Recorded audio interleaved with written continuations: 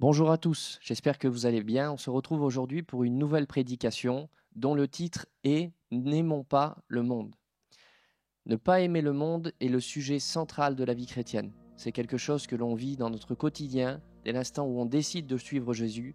Même si on s'approche de lui, la première chose que l'on se dit, c'est comment je vais faire pour ne pas aimer le monde, pour ne pas aimer toutes ces choses, toutes ces convoitises, tout ce qui veut m'attirer justement loin de Dieu. Comment ne pas aimer ce monde-là ? Si tu vis ce combat, tu passes par cette difficulté, reste accroché à cette prédication, je crois qu'il y a une solution pour toi. Et généralement, quand on commence à s'imaginer le monde et qu'on pense ce qu'est le monde, on va directement penser aux distractions, on va penser aux lieux qui nous permettent de vivre du loisir, des divertissements. On va penser à une boîte de nuit, des endroits où il y a beaucoup de jeunesse, où il y a de l'alcool, où on peut faire la fête, s'amuser. On va aussi penser aux réseaux sociaux, où on peut passer des heures et des heures et des heures à regarder justement ce qui se passe dans le monde. Et avant toute chose, avant de commencer une lecture biblique, j'aimerais prendre un contexte et expliquer qu'il y a quelque chose qui, pour moi, était difficile à comprendre, c'est de dire que on nous conseille de ne pas aimer le monde, et pourtant, Jésus a tant aimé le monde qu'il est venu. Jean 3,16 dira « Car Dieu a tant aimé le monde qu'il a envoyé son Fils unique ». Donc, Dieu nous aime, Dieu aime le monde parce que nous sommes dans le monde. Ne faites pas la distinction entre comment je ne dois pas aimer le monde et lui, Dieu l'aime. Ce qui a poussé Dieu à envoyer Jésus dans ce monde, justement, c'est toi. C'est parce que tu t'y trouves qu'il a décidé d'envoyer son Fils afin de te donner la solution de vivre justement cette vraie vie avec lui. J'aimerais faire une lecture ensemble. Ça se trouve dans l'épître de Jean. Il est écrit « Je vous écris, petit enfant, parce que vos péchés vous sont pardonnés à cause de son nom. Je vous écris, Père, parce que vous avez connu celui qui, dès le commencement, je vous écris, jeunes gens, parce que vous avez vaincu le malin. Je vous écris, petits enfants, parce que vous avez connu le Père. Je vous écris, Père, parce que vous avez connu celui qui est dès le commencement. » Et là, c'est intéressant. Je vous écris, jeunes gens, parce que vous êtes forts et que la parole de Dieu demeure en vous et que vous avez vaincu le malin. Jean est en train de parler à une église, à des personnes qui ont vaincu le diable. N'aimons point le monde, ni les choses qui sont dans le monde. Si quelqu'un aime le monde, l'amour du Père n'est point en lui. Car tout ce qui est dans le monde, la convoitise de la chair, la convoitise des yeux et l'orgueil de la vie ne vient point du Père, mais vient du monde. Et le monde passe, sa convoitise aussi, mais celui qui fait la volonté de Dieu demeure éternellement. Le premier point que je voudrais voir avec vous de ce message, c'est les victorieux qui ont perdu la bataille de leur cœur. Pourquoi les victorieux ? Parce que on voit que Jean est en train de dire des personnes qui ont vaincu le malin. Ça veut dire que tu peux vivre une vie chrétienne où tu as de l'autorité, où tu as de la puissance, où Satan ne règne pas dans ta vie, où lorsqu'il y a un combat spirituel, tu sais le remporter, tu sais aller au bout de ce combat, tu sais peut-être même opérer de la délivrance pour les gens qui sont autour de toi. Tu peux être un disciple qui chasse les démons, qui a décidé d'entrer dans ce mandat de l'Église. Et pourtant, il y a une recommandation, c'est n'aime pas le monde. Ne crois pas que parce que tu vis l'onction, parce que tu vis l'autorité, parce que tu vis la puissance, le monde n'a pas d'accès dans ton cœur. Et c'est pour ça qu'il y a une question qui vient se poser, c'est qui règne dans ton cœur ? Parce que le règne de ton cœur se fait par une seule chose, par une seule motivation, c'est celle de l'amour. Ce que tu aimes règne dans ta vie. Ce pourquoi ton cœur bat, ce pourquoi ton cœur est attiré, là où il y a de l'espace dans ton cœur, tu dis « viens dans ma vie, règne dans ma vie ». C'est pourquoi Jean nous dit « n'aimons pas le monde ». Nous vivons dans ce monde, Jésus a vaincu ce monde, mais la recommandation elle t'est donnée à toi de ne pas l'aimer. Ne pas aimer le monde, comme vous l'avez vu et comme il est écrit, ce n'est pas dit, ce que je vous citais au départ, il n'est pas question d'une boîte de nuit, il n'est pas question de réseaux sociaux, il est question de trois choses. De la convoitise de la chair, de la convoitise des yeux et d'orgueil de la vie. Et justement, c'est pourquoi il est appelé le malin, il essaye de passer par un autre accès. Une fois que tu as pris autorité, que tu l'as chassé, qu'il n'est pas dans ta vie, il va essayer de passer d'une autre façon, et ça se trouve aussi dans les Écritures. Il est écrit « Cette sagesse n'est point celle qui vient d'en haut, mais elle est terrestre, charnelle, diabolique. » Le principe du monde, c'est qu'il va vouloir passer par la chair pour t'amener à Satan. Satan a décidé d'entrer en guerre dans ta vie, mais ça sera la guerre qu'il y a dans ton cœur. Il va vouloir te pousser à aimer le monde afin de pouvoir t'amener à lui. Parce que comme je l'ai dit, celui qui règne dans ton cœur va pouvoir t'amener dans l'endroit où tu veux. Aimer Dieu plus que tout, avoir dans son cœur de l'espace seulement pour lui, nous conduira à lui, nous conduira là où lui le veut. Et justement, cette bataille que tu vis chaque jour où tu te dis « mais comment faire pour ne pas aimer ce monde-là ?» Eh bien, s'il y a une bataille, je voudrais déjà te dire que tu es dans une victoire. Parce que généralement, lorsque tu ne combats plus et que tu as décidé d'aimer pleinement le monde, tu as lâché prise et tu as dit à Dieu « il n'y a pas d'espace pour toi dans mon cœur, il n'y a pas d'espace pour toi dans ma vie. » Et dans les 3 points qui ont été soulignés, celui de la convoitise de la chair est quelque chose de naturel, de la convoitise des yeux est aussi quelque chose de naturel, et de l'orgueil de la vie aussi. Mais le grand souci que l'on retrouve, c'est pour moi celui de l'orgueil de la vie. L'orgueil de la vie, c'est décider d'être plus que les autres. C'est décider de réussir, c'est décider de faire carrière, et certaines fois, c'est quelque chose qui peut, comme je le dis, paraître naturel, mais qui va nous conduire loin de Dieu. Il y a une différence entre quelque chose qui vient et qui est naturel, donc le fait d'avoir la chair qui désire certaines choses, les yeux qui désirent certaines choses, et l'orgueil de vouloir faire certaines choses. Mais le combat, ce n'est pas que ça ne vienne plus, le combat, c'est de ne pas aimer ça. Et justement, le conseil que je te donne aujourd'hui, c'est n'aime pas ces choses. Il y a des moments où l'orgueil peut venir, il y a des moments où la chair peut venir, il y a des moments où tes yeux vont vouloir se porter sur certaines choses, mais ton cœur, réserve-le pour Dieu. Ton cœur ne le réserve pas à ce que tes sens te disent, mais à ce que l'Esprit te dit. Et c'est là où j'aimerais qu'on voit ensemble le point numéro 2, je commence déjà à le souligner, c'est le vrai combat, ne pas aimer le monde. Et j'ai fait une expérience qui, pour moi, m'a éclairci sur le sujet. C'est que je réalisais que lorsque l'on est dans l'eau, on est totalement immergé. L'eau est autour de nous, elle touche notre peau, elle nous presse, même elle nous porte. Et pourtant, elle n'est pas dans nos poumons, elle n'est pas dans notre corps, elle est autour de nous. Mais par contre, c'est quelque chose qui n'est pas gênant si elle est autour de toi, mais si tu bois la tasse, donc que tu es en train de te baigner, que tu bois la tasse, et que l'eau justement veut entrer dans tes poumons, alors là, ça va créer la mort. Et c'est la même chose avec le monde. Ce n'est pas gênant que le monde soit autour de nous, ce n'est pas gênant parce qu'il est présent. Il est ici. Convoitise de la chair, convoitise des yeux, orgueil de la vie, tout nous entoure, comme si ça voudrait nous emprisonner.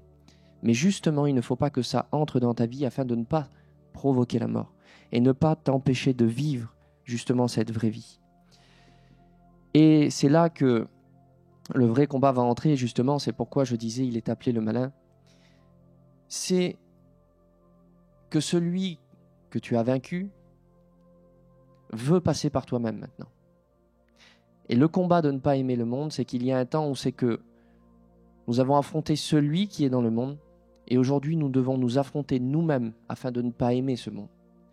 Et le combat de ne pas aimer le monde n'est pas un combat extérieur, mais un combat intérieur.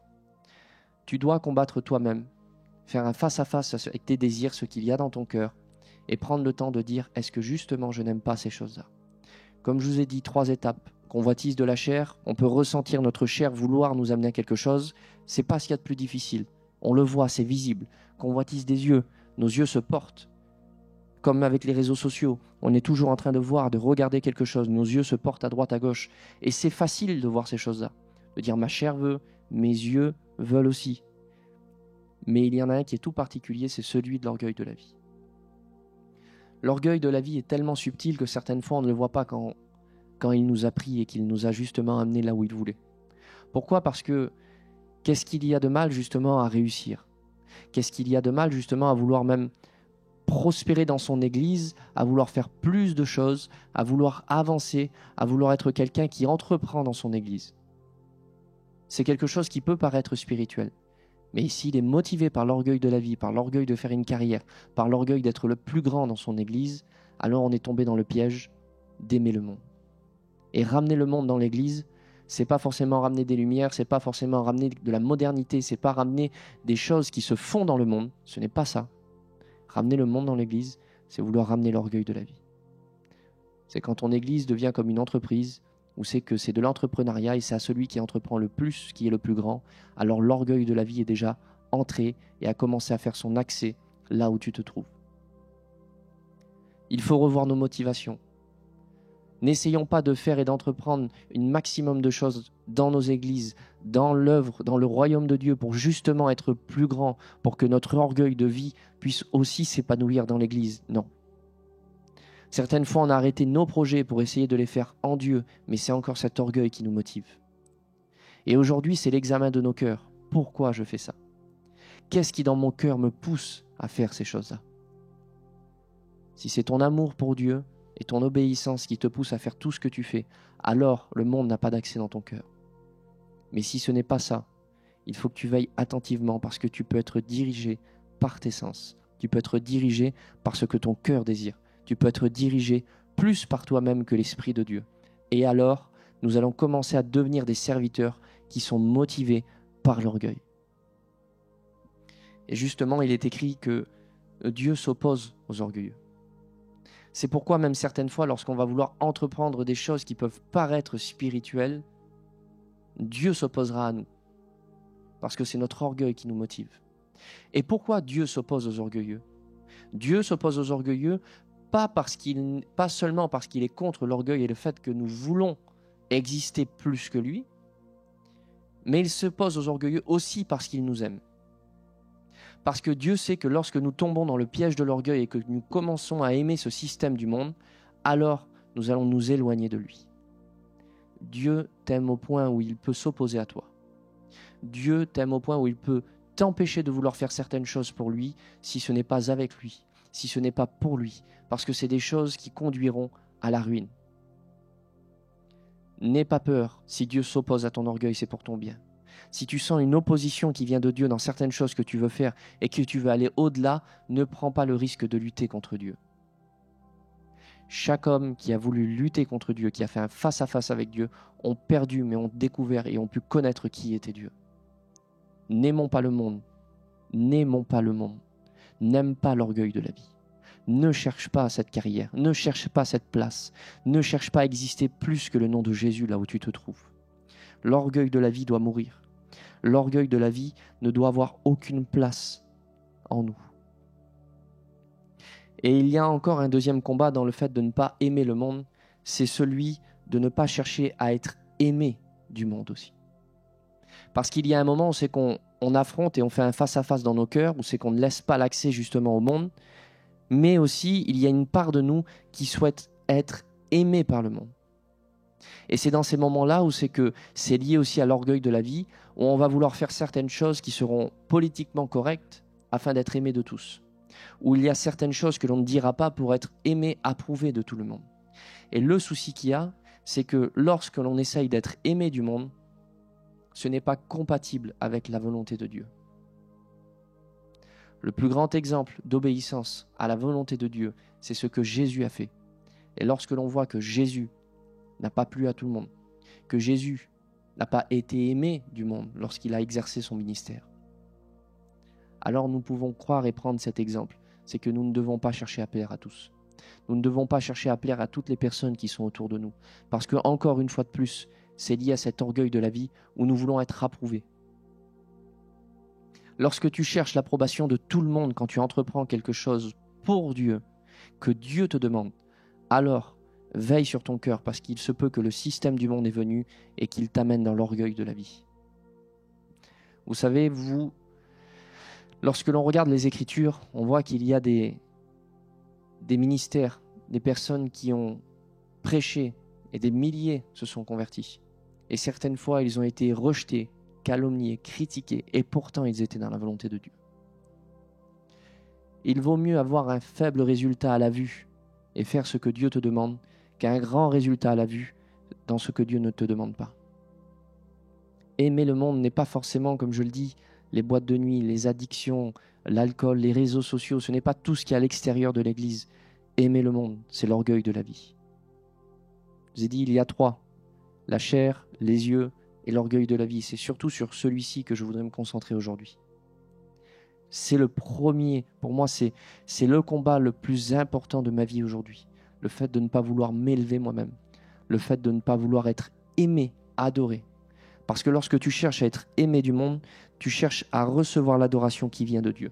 Tu cherches à recevoir l'approbation qui doit revenir à Dieu, justement. Et nous ne devons pas conduire le monde à nous aimer, mais nous devons conduire le monde à aimer Dieu, à aimer Jésus. Que toutes les personnes qui composent ce monde doivent aimer seulement le Seigneur. Ne tombe pas dans ce système, comme je l'ai dit, terrestre, charnel et diabolique. Tu peux en sortir aujourd'hui. Et c'est là où je voudrais entrer dans le dernier point, c'est le point aimer Dieu. Il y a un temps où tu ne dois pas aimer le monde, où tu dois entrer dans ce vrai combat, mais surtout aimer Dieu. Ce même Jean qui nous a donné la recommandation de ne pas aimer le monde écrira plus tard dans le livre de l'Apocalypse. Je vais vous lire ces versets. Écrit à l'ange de l'église d'Éphèse, voici ce que dit celui qui tient les 7 étoiles dans sa main droite, celui qui marche au milieu des 7 chandeliers d'or. Je connais tes œuvres, ton travail et ta persévérance. Je sais que tu ne peux pas supporter les méchants, que tu as éprouvé ceux qui se disent apôtres et qui ne le sont pas, que tu les as trouvés menteurs, que tu as de la persévérance et que tu as souffert à cause de mon nom, et que tu ne t'es point lassé. Mais ce que j'ai contre toi, c'est que tu as abandonné ton premier amour. Souviens-toi donc d'où tu es tombé, repens-toi, pratique tes premières œuvres, sinon je viendrai à toi et j'ôterai ton chandelier de sa place, à moins que tu ne te repentes. Tu as pourtant ceci, c'est que tu as haï les œuvres des Nicolaïtes, œuvres que je hais aussi. Que celui qui a des oreilles entende et que ce que l'Esprit dit aux églises, à celui qui vaincra, je donnerai à manger de l'arbre de la vie qui est dans le paradis de Dieu. La vraie victoire sur le monde se trouve dans le fait d'aimer Dieu. Ton cœur a un vide qui ne peut être comblé que par Dieu. Et s'il n'est pas comblé par un amour débordant envers Dieu, les systèmes de ce monde viendront toujours essayer de le combler. Le fait et la clé pour ne pas aimer le monde, c'est d'avoir un cœur débordant qui aime Dieu plus que tout. Lorsqu'un vase est rempli, on ne peut pas le remplir. Lorsque ton cœur est rempli pour l'amour de Dieu, il ne cherchera pas à être rempli par l'approbation des hommes envers toi. Tu ne chercheras pas à être quelqu'un qui veut s'élever au-dessus des autres. Tu ne chercheras pas à être quelqu'un qui va vouloir même peut-être écraser, rabaisser pour exister plus. L'orgueil de la vie ne sera même plus un combat pour toi, parce que l'amour de Dieu débordera dans ta vie. L'amour de Dieu débordera à un point où tu ne te soucieras de rien d'autre que de sa volonté et de ce qu'il veut. Le combat de n'aimons pas le monde, c'est bien plus que la chair, les yeux. L'orgueil de la vie, c'est se concentrer pleinement sur lui. Et vous savez, souvent on va se dire, mais comment aimer Dieu ? Comment aimer ce Dieu qui, certaines fois, paraît si présent et certaines fois paraît si absent ? Eh bien, vous savez, à un moment, Jésus était en train de manger avec un homme et cet homme était un peu religieux. Une femme était à ses pieds, elle était en train de pleurer. De pleurer et essuyer ses pieds avec ses cheveux et ses larmes.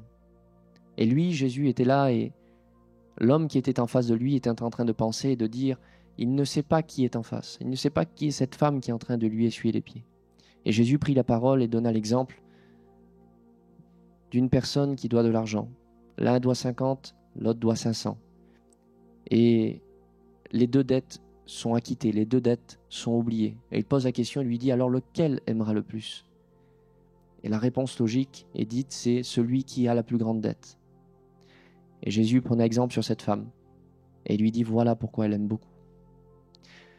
Mon frère, ma sœur, le moyen d'aimer Dieu, c'est de réaliser sa grâce et son amour inconditionnel pour nos vies. Si tu as beaucoup péché, si tu t'es laissé enrôler souvent par ce système du monde, où la convoitise de la chair, la convoitise des yeux t'a amené à pécher, t'a amené à être loin de Dieu, t'a amené à faire beaucoup d'erreurs, eh bien je voudrais te dire que Jésus est mort pour ses péchés. Dieu a tant aimé le monde qu'il a donné son Fils unique pour nous, pour toi. Tes péchés ont été pardonnés Jésus a monté à la croix pour tout ce que tu as fait de mal, tout ce que j'ai fait de mal. Et à chaque fois que tu repasses dans ton cœur cette promesse et cette vérité que Dieu nous aime au point où il a envoyé son Fils, pour les péchés que tu as commis il y a peut-être quelques jours, quelques semaines, quelques années, ou peut-être même aujourd'hui, et même ceux de demain, Jésus est mort pour l'ensemble de nos péchés. Alors, ton cœur, déjà, est en train d'être rempli de l'amour de Dieu. Parce que pour aimer Dieu, il faut que tu saches que tu es aimé de lui.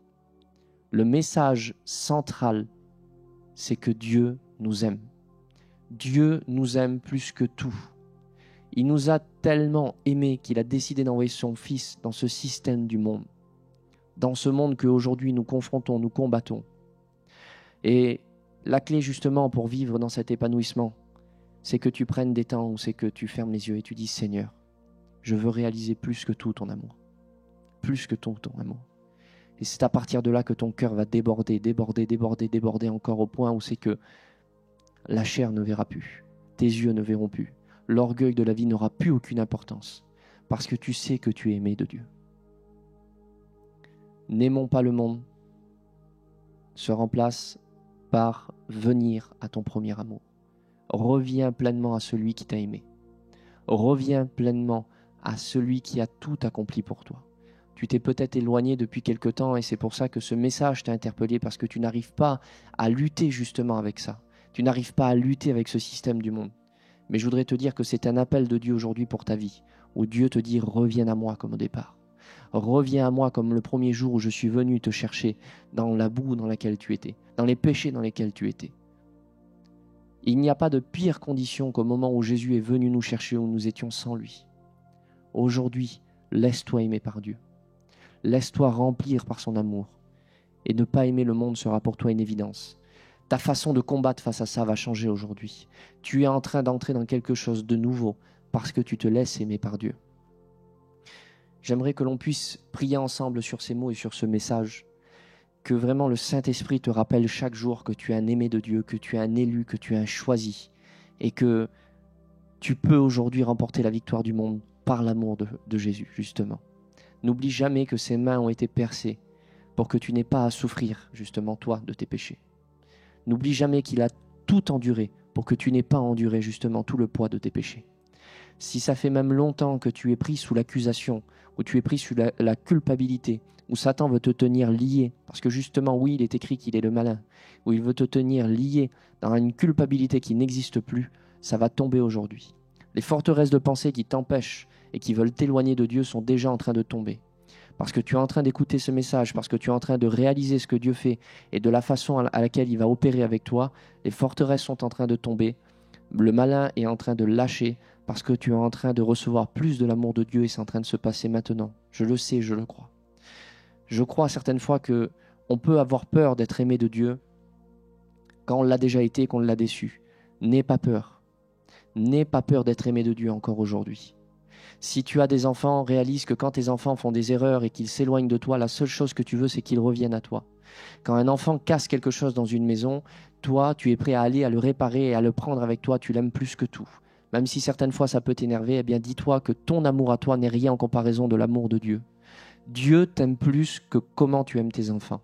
C'est même incomparable de la manière dans laquelle il t'aime. Donc n'aie aucun doute, n'aie aucune crainte, n'aie aucune peur. N'aie pas peur d'attrister Dieu. N'aie pas peur de décevoir Dieu. Ce que Dieu veut aujourd'hui, c'est que tu reviennes à ton premier amour. Cette recommandation est pour nos vies. Cette recommandation est pour toi. Reviens à ton premier amour. Reviens à l'amour de la croix. Reviens à l'amour de ce qui a été accompli à la croix. À l'amour que Jésus a manifesté pour toi. Et alors, ne pas aimer le monde sera quelque chose de très simple. J'aimerais prier.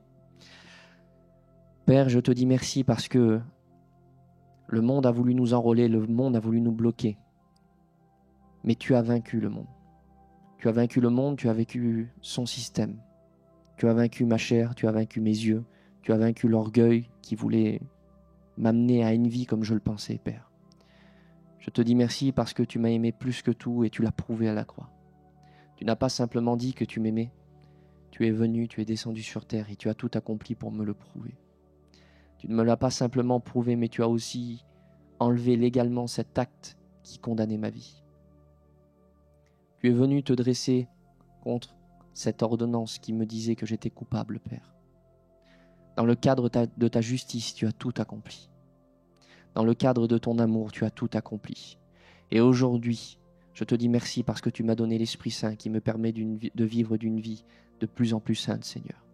Une vie où je pratique de moins en moins ces mauvaises œuvres qui veulent m'éloigner de toi, Père.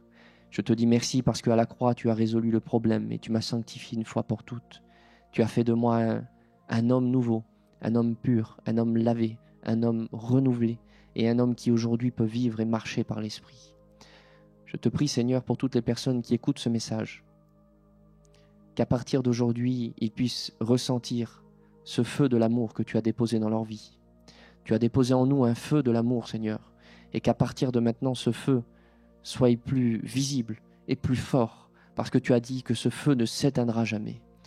Toute l'eau des océans ne pourront pas éteindre le feu de l'amour.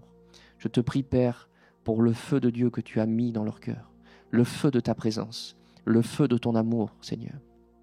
Je te prie qu'ils grandissent au point où dans leur vie et dans ma vie, ils grandissent à un point où c'est qu'ils consument tout ce qui n'est pas à ta gloire dans le nom de Jésus. Je te dis merci, Père, parce que tu es avec nous, tu es pour nous, et tu ne nous abandonneras jamais. Dans le nom de Jésus. Amen.